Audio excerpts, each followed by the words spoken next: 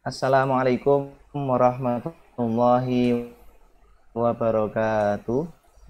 Waalaikumsalam Waalaikumsalam warahmatullahi warahmatullahi wabarakatuh. wabarakatuh.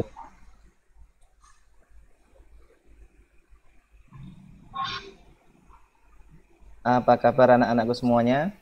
Baik, Baik, Pak. Baik, Pak. Gimana?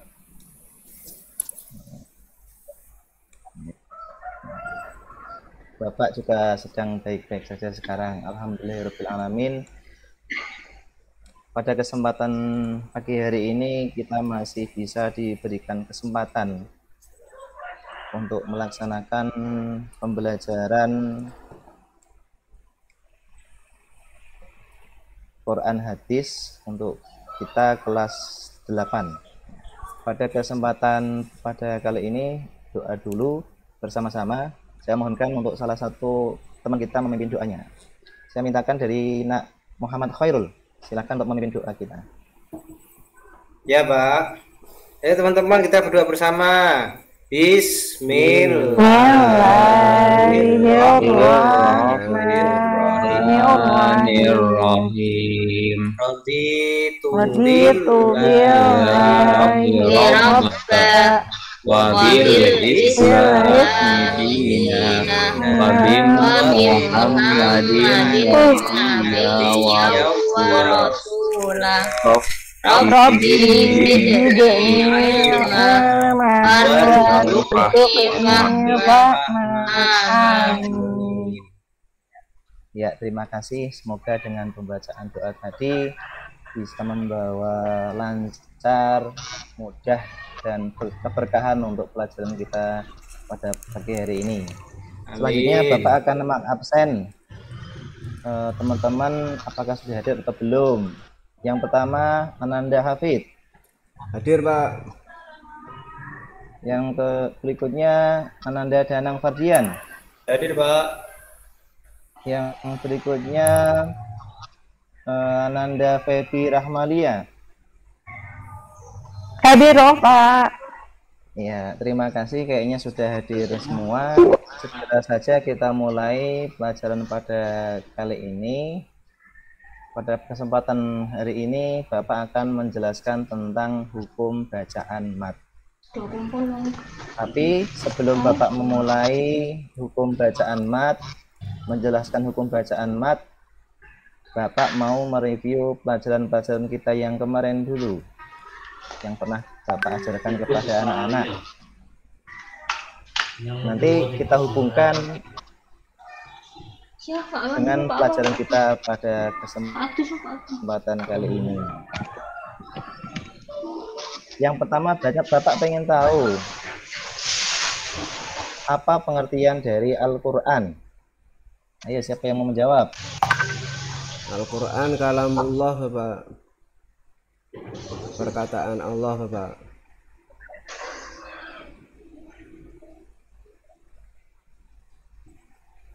Al-Quran kalamullah. Iya. Ya, perkataan Allah. Ya, betul sekali.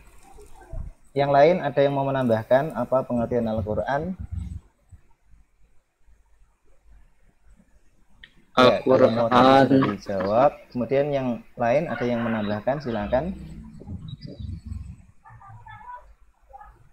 Mujizat Nabi Muhammad yang paling besar, Pak. Mujizat Nabi Muhammad yang paling besar. Ya, 100 buat Ananda Budiman, 900 buat Bapak ya. Begini, saya akan mengulang kembali pengertian Al-Quran secara baku. Yang sering kita dengar adalah Al-Qur'anu huwa kalamullahi al-munazzalu li nabiyina Muhammadin sallallahu alaihi wasallam bitawaturi al-muta'abbadi bitilawatihi. Al-Qur'an itu adalah merupakan kalamnya Allah yang diturunkan. Jadi dia bukan berupa karya seseorang. Yang diturunkan kepada siapa? Kepada Nabi kita Muhammad sallallahu alaihi wasallam dengan metode mutawatir. Nah, ini yang Bapak tekankan adalah metode mutawatir itu selain Al-Quran diturunkan berbentuk parsial-parsial, maka setiap ayat yang diturunkan kepada Nabi Muhammad itu akan diperdengarkan kepada sejumlah sahabat, yang mana jumlah sahabat ini saking banyaknya mereka tidak mungkin berbuat kesekongkolan dalam rangka merubah isi Al-Quran. Jadi begitu untuk pemahaman mutawatir. Kemudian sistem mutawatir ini juga nanti turun temurun, akhirnya dari para sahabat kepada para tabi'in, kepada tabi'in, kepada para ulama, sampailah kepada guru-guru kita, guru-guru TPG kita, sampai kepada kita sekarang. Makanya kita yakin bahwa sampai sekarang metode mutawatir ini adalah metode yang sukses menjaga kemurnian Al-Quran sehingga tidak bisa dirubah-rubah oleh seseorang. Mengapa demikian? Karena termasuk sifatnya umatnya Nabi Muhammad itu adalah la tajtami'u ummati ala dolalah. Umatku itu tidak mungkin bersekongkol dalam berbuat kesesatan.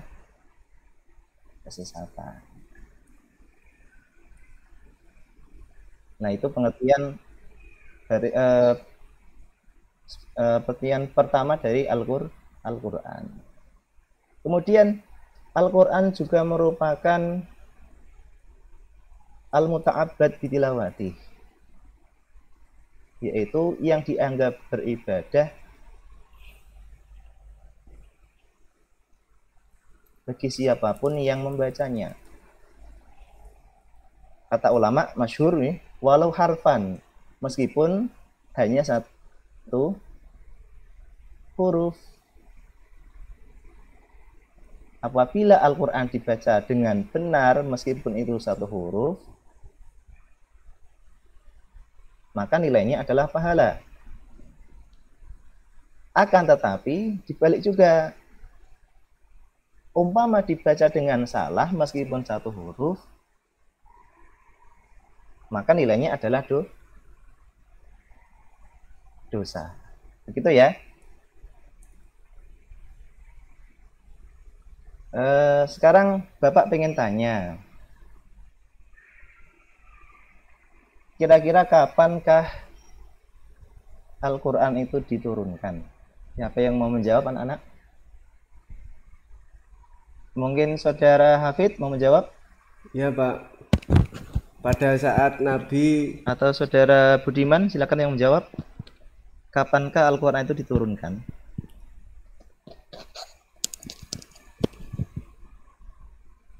Kalau belum tahu, silakan saudara Danang.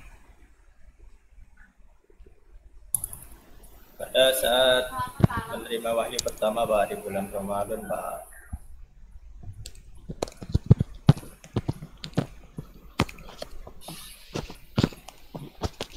Ya, masih bersama Bapak.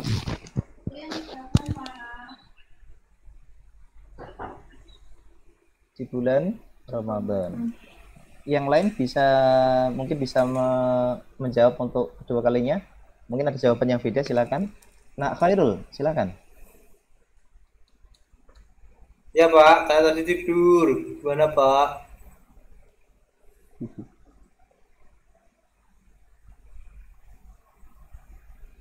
Nah, ini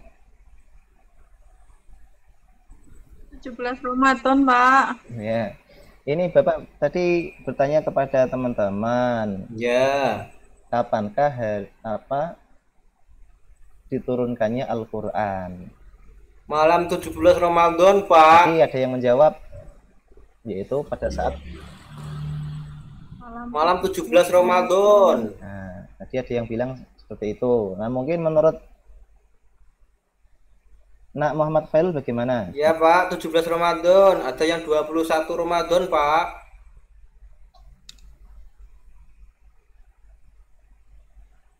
Malam 17 Ramadan. Ramadan. Nah, sekarang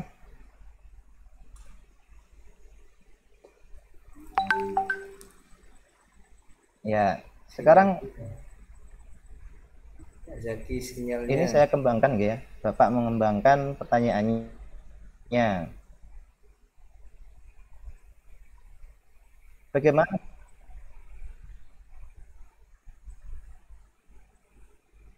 Ya. Ada yang 21 Ramadan. Nah, itu berarti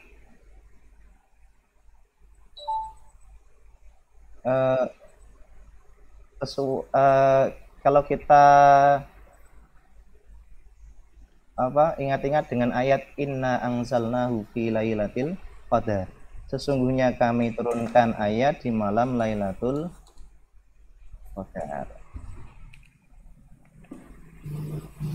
Ini bagaimana anak-anak, masih bersama Bapak tidak? Masih. Masih, Pak. Masih, Pak. Ya, ini termasuk kurang lebihnya kita belajar secara daring ya seperti ini ya. Mohon dimaklumi untuk anak-anak semua. Ini masih bersama Bapak tidak ini? Masih Pak. Masih, Pak. Ya. Masih, Mas Pak. David masih bersama Bapak? Masih Pak. Mas Budiman Masih, Pak. atau Mas Danang Masih masih lagi bersama, Pak? menyimak. Alhamdulillah. Ya. Iya, Pak. Masih, Pak. Ini kita lanjutkan pelajarannya. Tadi Bapak sampaikan bahwa Al-Quran itu adalah ya. Kita lanjutkan. Tadi terkendala sinyal ya tadi ya. Sinyal, Pak. Ya. Putus. Jelas ya ini ya. Suara Bapak jelas ya. Jelas. Ya, kita lanjutkan. Jelas, Pak. Tadi Bapak mengatakan bahwa Yes. Quran itu adalah hal ibadah apabila dibaca dengan benar. Meskipun dibaca satu huruf. Meskipun dibaca satu huruf.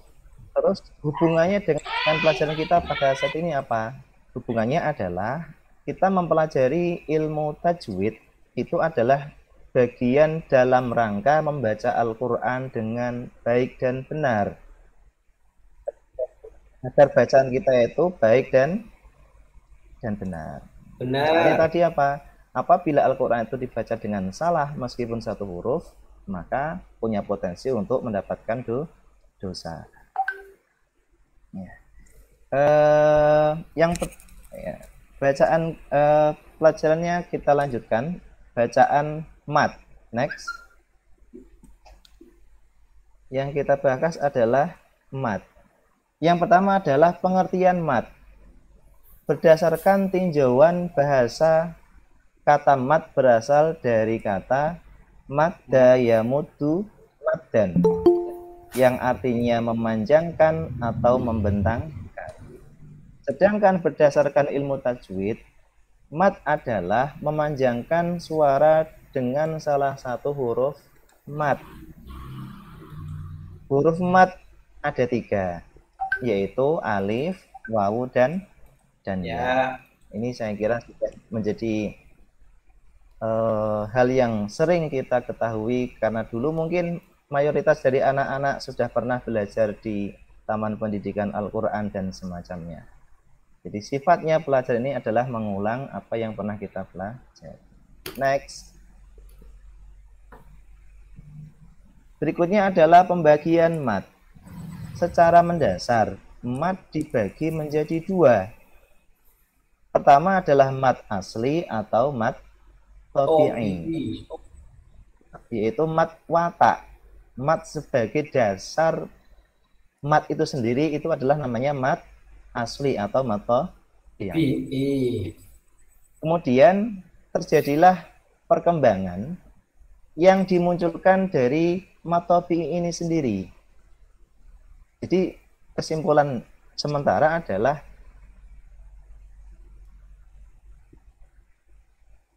mat tabi'i atau mat asli yang akhirnya ketemu dengan berbagai sentuhan baru, maka muncullah hukum-hukum baru. Maka muncullah yang namanya mat far'i atau mat cabang. Jadi mat, apapun matnya itu bermula dari munculnya mat asli. Contoh kecil adalah ketika kita mengetahui ada yang namanya mad wajib mutasil. Contohnya, yaitu apabila ada mad bertemu dengan hamzah dalam satu kalimat. Sebelum ada hamzah itu sudah merupakan mad tabi'i. Anak-anakku sekalian, pada pertemuan ini kita akan membahas macam-macam dari mad far'i. Karena mad tabi'i jumlahnya cuma satu, maka yang kita bahas adalah mad far'i. Di antaranya adalah mad iwad, mad lain, dan mad aridilis sukun. Next. Sukun.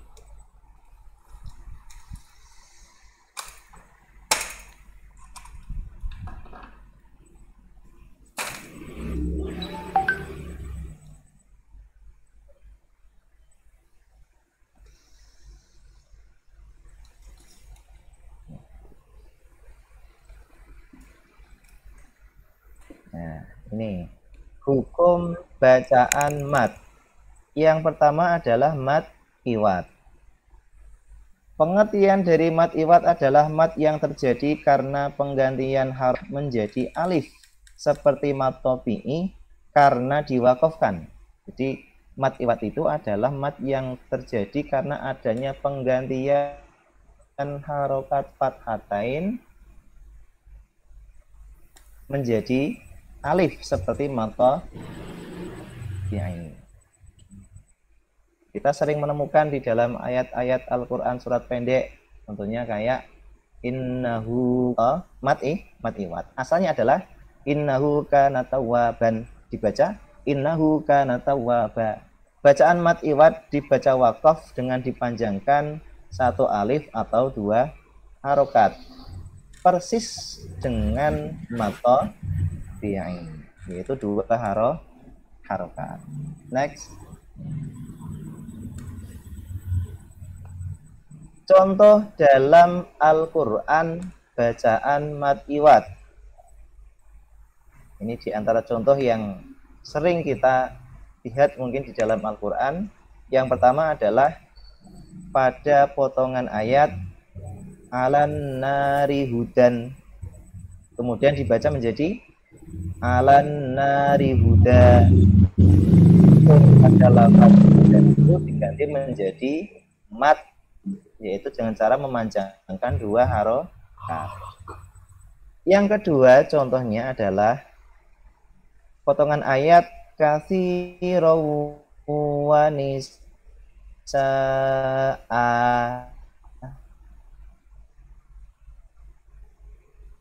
Itu asalnya adalah katsiraw wa nisaan, dibaca katsiraw wa nisaa, terdapat dalam surat An-Nisa ayat 1.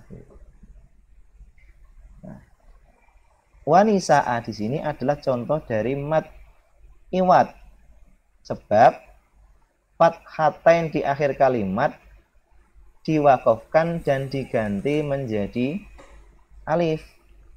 Harusnya dibaca wanisaan, kemudian karena ini tergolong dari mad iwad maka dibaca wanisa'a. Next.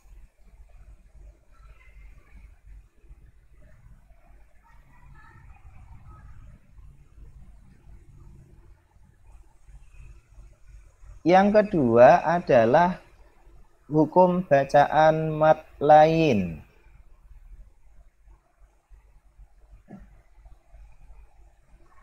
Secara bahasa, mad lain itu maknanya adalah lentur. Kalau mad lain menurut istilah adalah kalimat yang dibaca dengan lembut dan halus.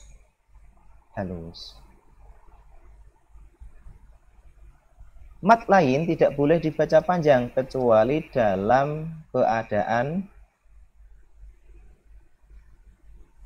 wakaf. Maka apabila kita menemukan potongan ayat atau contoh mad panjang, maka dia tidak dibaca panjang. Apabila terdapat huruf mat, wawu atau ya yang dibaca sukun, maka disebut dengan bacaan mat lain. Jadi kalau kita istilahkan tuh ada semacam lentur apa itu gelombang kecil itu kalau kita mengatakan untuk mat lain. Bacaannya itu agak lentur sedikit. Nah, itu mat lain. Berikutnya, next.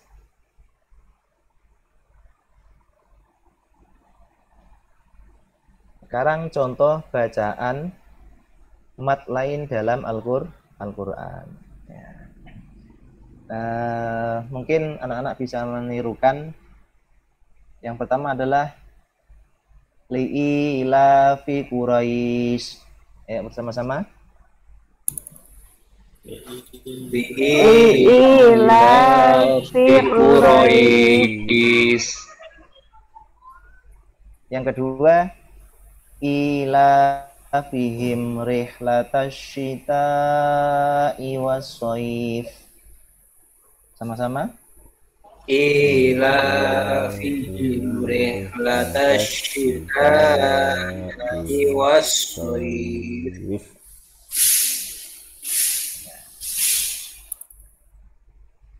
Pertama adalah contoh li'ila fi Quraisy. Terdapat lafaz Quraisy. Lafaz Quraisy adalah contoh bacaan mat lain. Bacanya agak lentur, Quraisy. Kan kayak kalau kita sedang berjalan itu ada lubang. Nah, lentur sedikit. Fi Quraisy adalah contoh dari bacaan mat lain. Cara bacanya cukup dibaca panjang sebanyak 2 harokat. Dibaca sepanjang 2 harokat, persis dengan bacaan mata bi'ain. Yang kedua adalah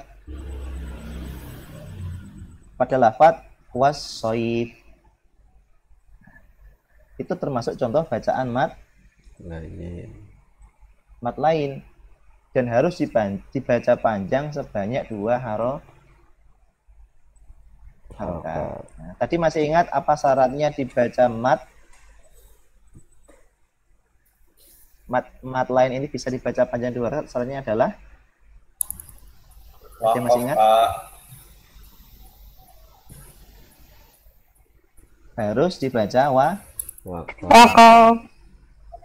Apabila tidak dibaca waqaf, maka tidak tergolong dari tidak dibaca panjang atau bukan mat. Next. Ya.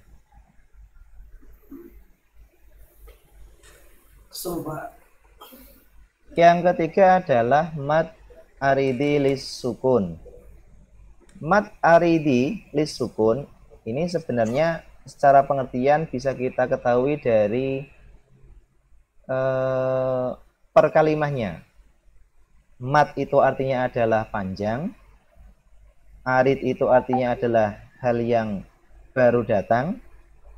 Lis sukun itu karena adanya sukun atau dibaca mati. Maka pengertian dari mat arid lis sukun adalah mat atau merupakan bacaan panjang yang disebabkan huruf mat bertemu dengan sukun karena adanya waqaf pada akhir ayat Al-Qur'an. Jadi sama dengan pengertian yang awal tadi, bahwa mat arid lis sukun yang merupakan bagian dari mat far'i itu adalah merupakan mat yang berkembang dari mat tabi'i.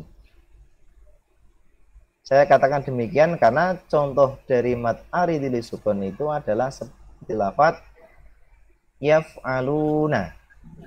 Apabila dibaca tidak waqaf, dibaca yaf'aluna, dibaca mat tabi'i. Gitu. Apabila bacaan tersebut tidak diwakafkan, maka tetap menjadi mat asli atau yang biasa disebut sebagai mat tabi'i. Bacanya tetap 2 harokat. Next.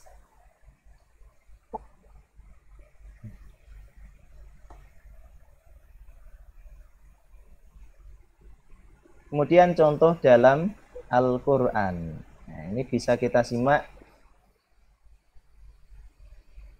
Contoh pertama adalah Rabbil Alamina. Tulisannya Rabbil Alamina. Kemudian dibaca Rabbil Alamin. Ini menjadi bacaan mad aridilis sukun. Yang mana apabila Rabbil Alamina dibaca wasol, maka tetap menjadi mad tobi. Dan apabila dibaca waqaf, maka menjadi mad aridilis sukun. Yaitu dibaca harus lebih dari 2 harokat. Harus lebih dari 2 harokat.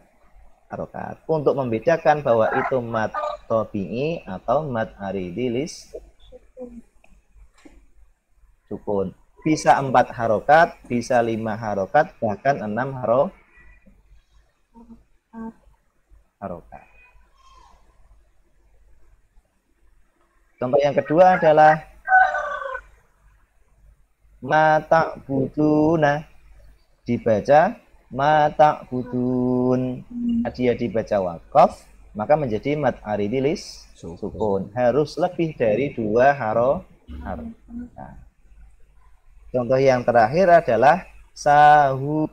Dan apabila dibaca wakaf, maaf tadi yang wasal, sekarang waktu dibaca sahun, menjadi mad aridilis sukun. Nah, demikianlah penjelasan singkat tentang macam hukum. Ya, ini kita lanjutkan atau mungkin ke bahan-bahan tugas. Mungkin ada yang mau ditanyakan dari anak-anakku semua. Silakan. Ya, masih bersama Bapak kan ini? Masih. Ya, Masih, Pak. Pak, mau tanya sedikit boleh, Pak?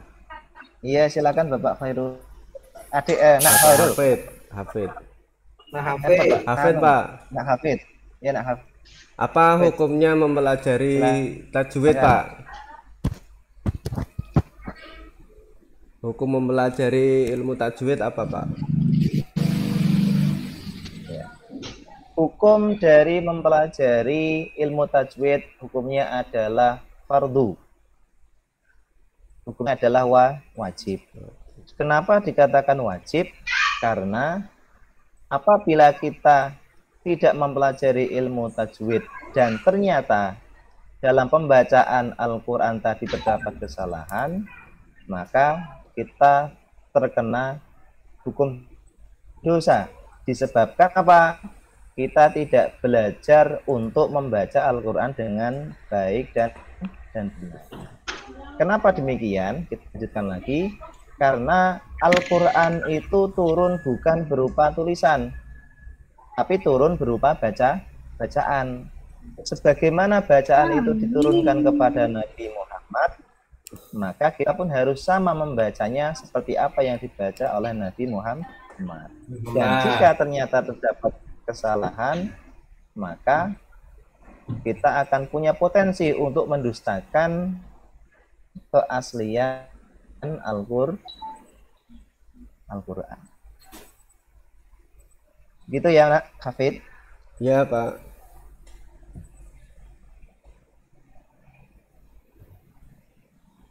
Mungkin dari yang lain, silakan yang mau bertanya, silakan. Saya, Pak. Atau mungkin mau menambahkan jawaban Bapak tadi.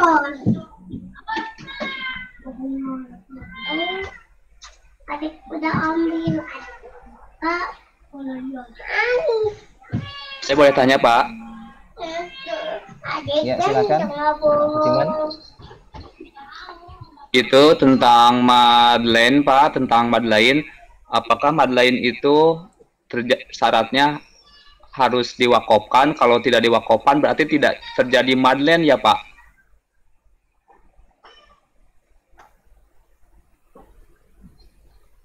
Silakan Abu Diman. dibaca panjang sampai 2 harokat itu, maka harus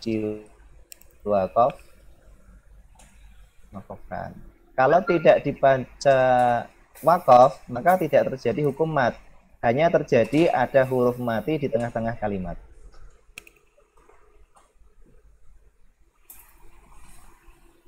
Contohnya adalah lafadz as-soif. Itu jika dibaca wakof, maka terjadi mat lain.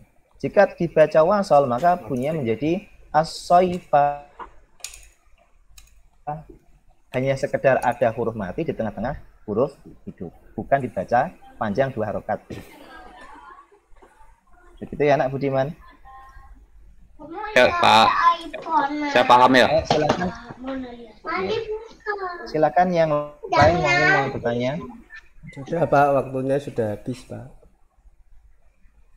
Ya, terima kasih untuk diingatkan. Demikian mungkin pelajaran kita hari ini. Tapi sebelum Bapak akhiri, ini Bapak untuk kalian, yaitu mengerjakan tugas di rumah dengan cara mengisi kolom tugas yang sudah Bapak sediakan di layar ini.